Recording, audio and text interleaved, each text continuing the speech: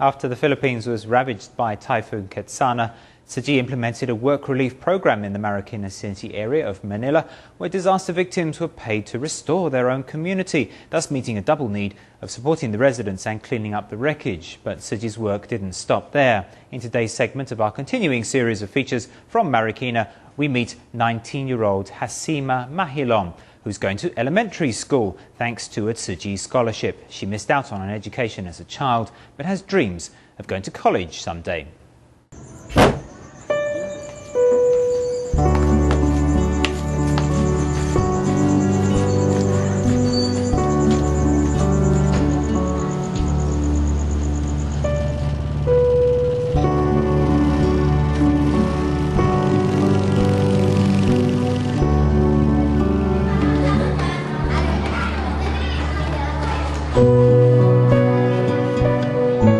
At the age of 19, Haseena Mahilom is old enough to go to college, but she is studying at Conception Elementary School in the Marikina City area of Metro Manila in the Philippines.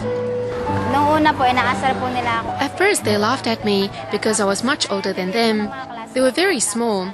In the second grade, some people even thought I was a mother. Ignoring the sniggers and strange stares, the young woman knows that only an education can empower her. I have a dream that I'll be independent. I tell myself I have to study hard to make my family proud. To go and see my father, I have to study hard. Haseena says she wants to find her African-American birth father. After her mother married, Haseena was passed from relative to relative as she grew up. Waiting for her when she gets back from school is a mountain of housework.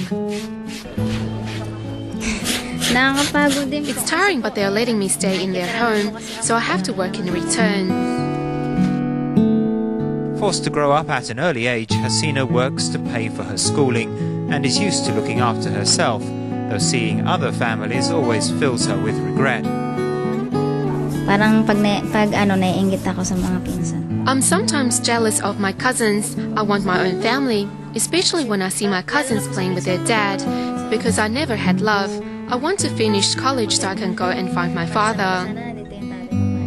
Unwilling to see children like Haseena fall by the wayside, Tzu Chi volunteers in the Philippines try to offer school scholarships to as many students as possible. We didn't have any funding for those 700 or more cases.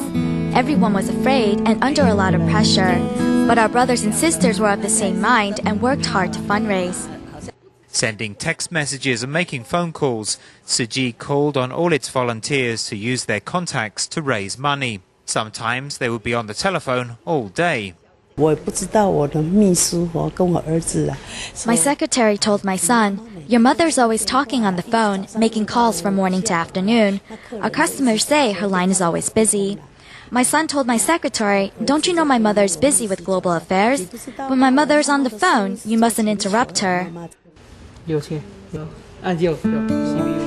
a short 3 weeks, bit by bit, the calls and text messages made a difference as the money started to come in. Now, every child on this list of names has hope for a better education and a brighter future.